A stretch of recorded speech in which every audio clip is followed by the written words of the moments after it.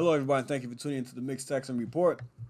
I want to talk about this story I came across from Fox Business. It's the McDonald's CEO says Chicago crime hurting recruitment, scaring employees as companies flee.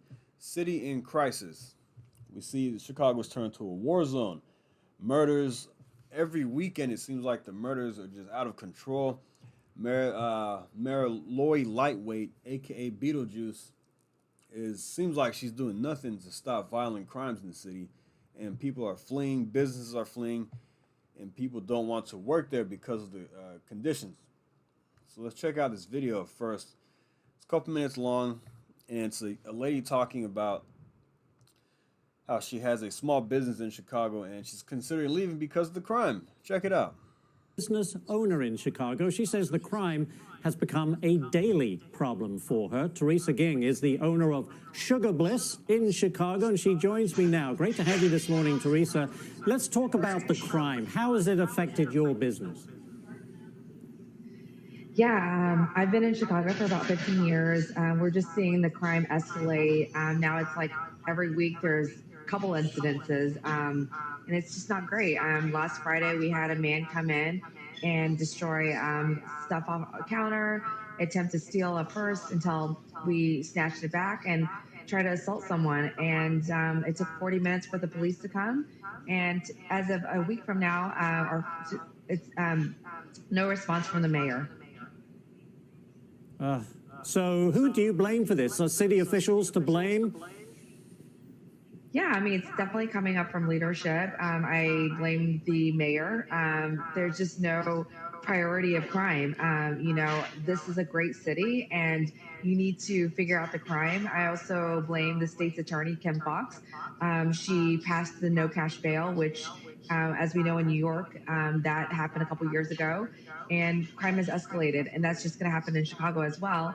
And starting January 1st, we used to trespass, you get arrested, and now it's just a ticket. And I mean, nobody's going to flinch with a ticket. So you have all these lax laws that are going in place that are making it harder for police to do their job.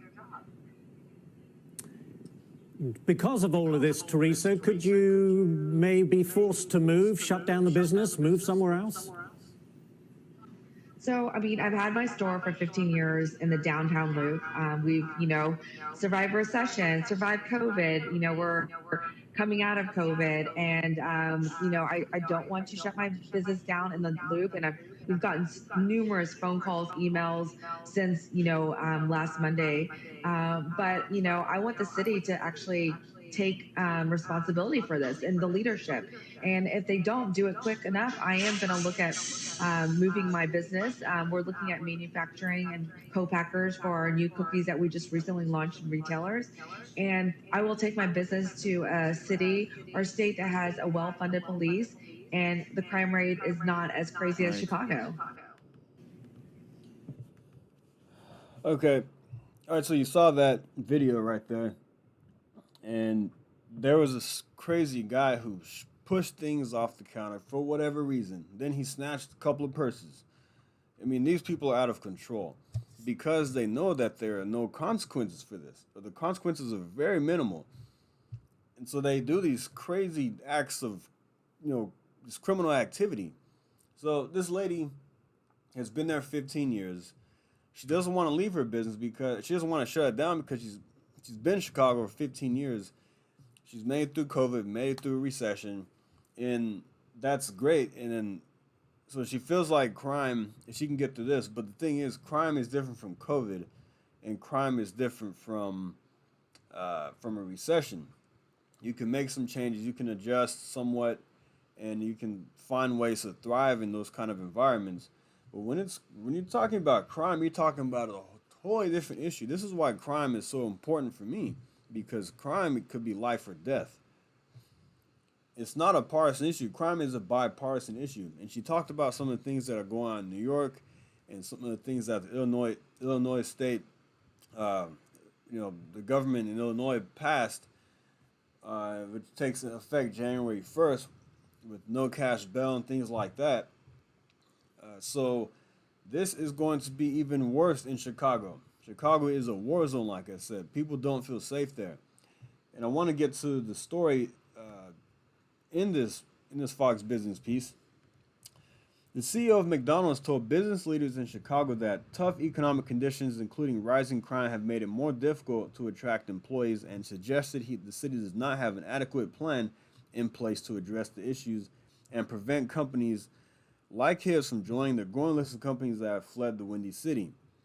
Everywhere I go, I'm confronted by the same question, McDonald's president and CEO says at the Economic Club of Chicago luncheon on Wednesday. What's going on in Chicago? There is a general sense out there that our city is in crisis. He said that it's necessary to face facts, acknowledge that companies have been leaving the area for the past year in part to rising crime. The facts haven't been especially kind to the city of Chicago as of late. The fact is there are fewer large companies headquartered in Chicago this year than last year. There are fewer this month than last month, so this keeps going and going. He added that he has heard people discount the significance of companies like Caterpillar and Citadel leaving Chicago recently, and said he thinks we can all agree their departure is not good news for our city. Truth is, it's more difficult for me to recruit new employees to McDonald's to join us in Chicago than it was in the past, while adding that he loves the city and was one of the strongest ambassadors to the area. McDonald's operates more than 400 restaurants in Chicago and is headquartered in the city's West Loop district, which brings the company's contributions to the city to a total of $2 billion annually and employs tens of thousands of people. He said that the first issue that needs to be addressed in the city is rising crime, which has been cited as the reason why for leaving by many of the companies who have pulled out in recent months. All right, so you got the gist of that right there, of what he's talking about, what this article is about. And another point I want to make is that you're seeing two opposite ends of the spectrum in the business world. You have a CEO of a large corporation, McDonald's, one of the biggest companies in the world, one of the most recognized companies in the world, the CEO. Then you have a small business owner with a bakery in downtown or in an area of Chicago. And so you're seeing, like I said, two totally different ends of the spectrum here, talking about crime as an issue in Chicago. And it seems like they both love their cities. They both love the city of Chicago, and a lot of people do that live there. A lot of people don't want to leave. That's their home. They've established themselves there, the businesses, the families, whatever. But sometimes you might have to make some decisions. And this bakery owner, it seems like she has some sense. You know, she wants to hold out for a little bit. Looks like she's gonna wait, see what happens next year, and then she might consider leaving because, for her own safety and the safety of her customers. So you have to do what's best for yourself economically, for your customers, for your family, whatever it is. There are going to be some tough decisions you have to make. And if that means leaving a city that you love to go to a place that is a lot more safe, now she probably won't find anywhere in Illinois to go because of this new law that's going to pass. So she might have to consider going to a place like here in Texas. You know, she can come here in Texas. She can go to Florida, which she would thrive in Florida or Texas. She might have to go down to Tennessee. But Nashville has its own problems, but it is in a red state, and she might have a better chance of being maybe somewhere on the outskirts of Nashville with the heavy police presence and where they're tough on crime. So I don't know. She may go to North Carolina, which is an option for her to visit a very good climate economically. So she has some options there, a lot of options out here for her in the United States. But it's unfortunate to see that I've only been to Chicago in passing, switching airport, stayed overnight once, layovers, whatever it is I'm trying to say. But I haven't actually visited Chicago, and I hear it's a great city. Despite the crime, which takes away from its greatness, it makes people not want to go there because I'm not going to Chicago because of the crime. But I heard Chicago has great restaurants, a lot to do there. It's a very iconic city here in America. But sad to see what's going on up there in places like that. So kick the politicians out, vote them out in November, get tough on crime. Voting people are going to be tough on crime and turn this mess around. So your great city of Chicago will not go to down the path of New York. Actually, I don't know which one's worse. They're both pretty bad right now. So you want to turn this mess around. So hopefully people wake up and have some common sense. Either you leave if it's too far gone, or you vote the idiots out. And that's it. So I'm going to stop the video right there. Thanks for listening. Like and subscribe, and I'll see you next time. Thank you. Take care. Actually, one more part. Here we go. I wanted to show you this from LA mayoral candidate.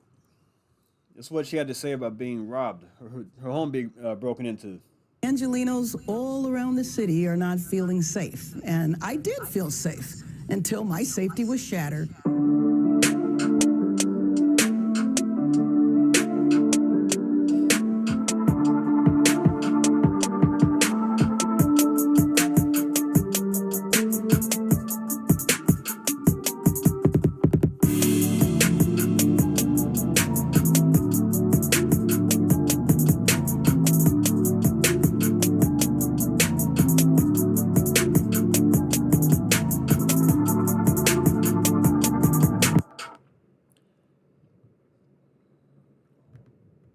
Okay, so you heard that, you saw that 39-second clip. LA mayoral candidate Karen Bass's home was broken into and they stole guns. So she said she felt safe in the city of Los Angeles. It was a 10 out of 10. But like she said, it came to her door. Her safety was shattered. So she no longer feels safe in the city, as a lot of people don't feel safe. She's a Democrat. And maybe this is a wake-up call to her. If she wins, which she likely will, I hope the Republican wins because he's running on a tough on crime, candidacy. But if she wins, she is a Democrat. Maybe she has some common sense. It comes to your doorstep. You may change your whole perspective on things. And she's going to call for increased presence of police officers and things like that. So maybe this is going to be a wake-up call for her. She will likely win because she's a Democrat in Los Angeles.